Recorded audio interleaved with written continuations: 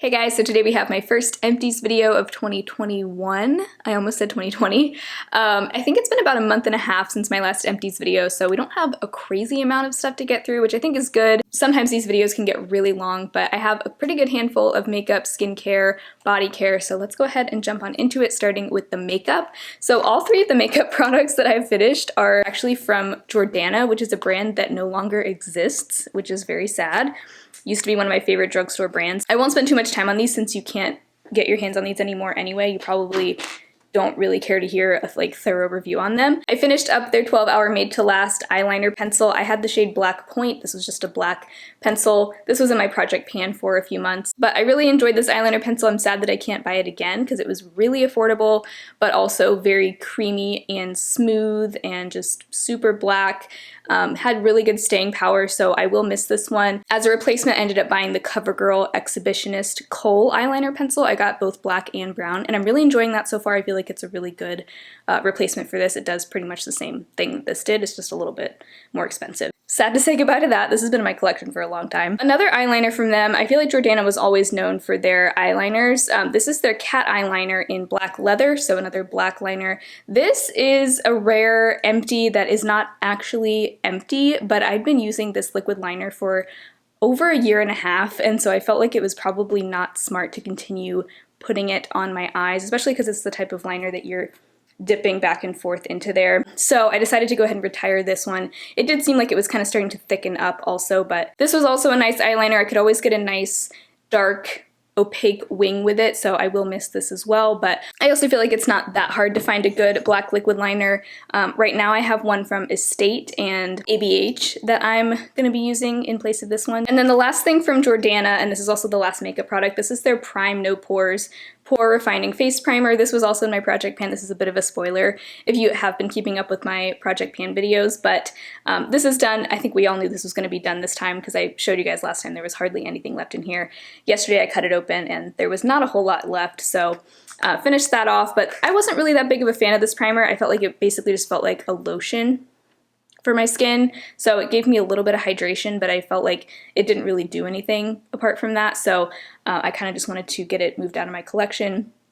Wouldn't repurchase it even if it was still available. So moving on to skincare, I have two sunscreens that I finished. This first one is the Derma E All Sport Performance Face Sunscreen, SPF 30. Love this one. This is one of my favorite face sunscreens, not to be confused with their mineral face sunscreen. Stay far away from that one. That one pills terribly. This is their chemical face sunscreen. It is water resistant, fragrance free, and it is a little bit on the glowy side. This is one of the few sunscreens that I can actually use as both a moisturizer and a sunscreen if I want to. I don't have to layer a separate moisturizer underneath because it just feels very nourishing on my skin, but sometimes I do put moisturizer underneath depending on my mood and how dry my skin is that day. I think if you have dry skin, you would really enjoy this. I don't know if you'd love this if you have oily skin, just because it does have a little bit of shine to it. It can get a little bit greasy throughout the day, but I don't mind that. I feel like it works great under makeup. Yeah, highly recommend. This is like the second one of these that I've gone through, and I would definitely repurchase it in the future if I ever run out of sunscreen. I currently am testing out a whole new round of sunscreens for my annual sunscreen roundup that'll be coming probably in the late spring of this year, so it'll probably be a while before I repurchase this, but I definitely could see myself purchasing this in the future because it's a good, just old, reliable sunscreen. And then the other sunscreen I have, I'm glad to be done with this. This is the Bare Republic Tinted Mineral Face Sunscreen with SPF 30, also water resistant. This one just isn't my preference. It has a very powdery finish. This is very mattifying. I definitely prefer something a little bit more hydrating and glowy, so it's just not for me. It's got like, I mean, you can see the color of the tint. It's sort of like a warm beigey tint. I do think the tint would be too light for you if your skin tone is more like medium to deep, unfortunately, because this even looked chalky on my boyfriend and he has like a light to medium skin tone. So because I didn't love this on my face, I ended up mostly using it as an eye SPF and on my neck and chest, just because those are areas that I tend to forget about anyway. That's usually what I end up doing with sunscreens that I don't love on the rest of my face. So this was fine. I think some people would really like this, but it just wasn't for me.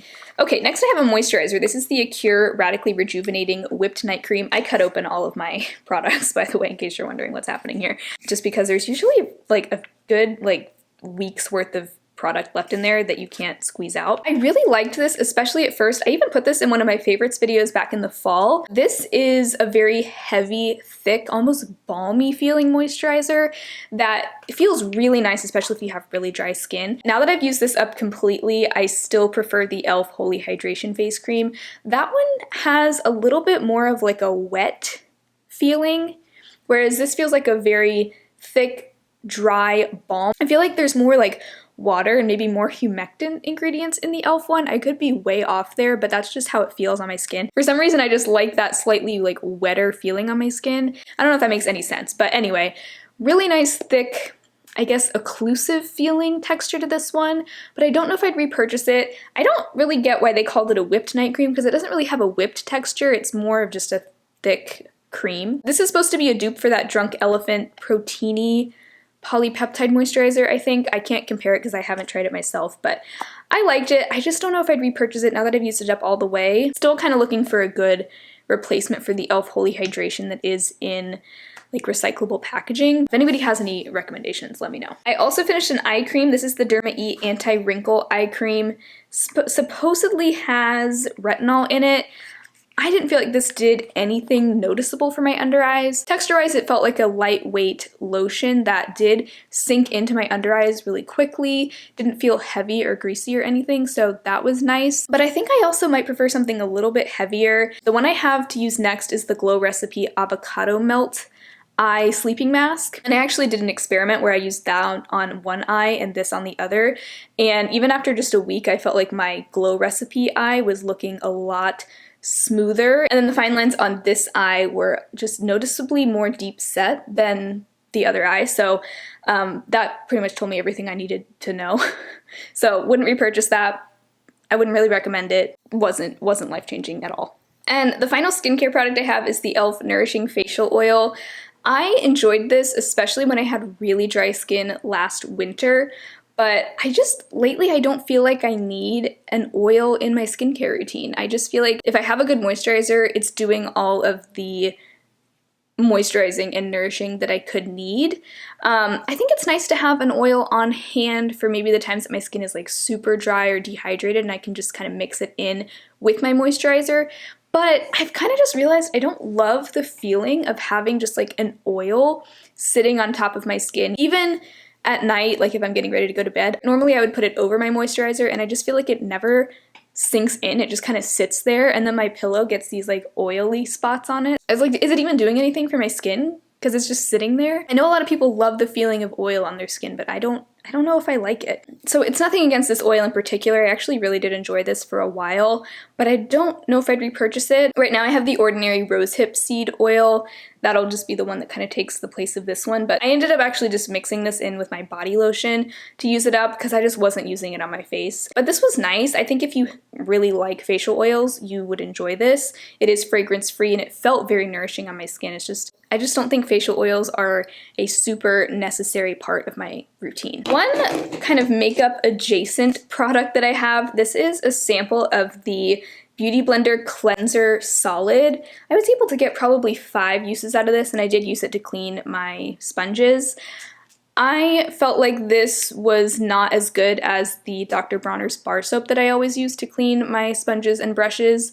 I felt like it took longer to get all the makeup out and there would still be stains in it. I just looked up the price. The full size is $16, which is, I don't know, like 3 times the price of the Dr. Bronner's, and it's much smaller, so I would not buy the full size. Although I do have a full size that I got as part of like a set for Christmas, so I will use it, but I just don't think it's nearly as good as the like $5 ginormous bar soap that you can get at like any store. Next, I have a body lotion. Look at me using up a whole body lotion all by myself without even putting it in a project pan. Are you guys proud of me?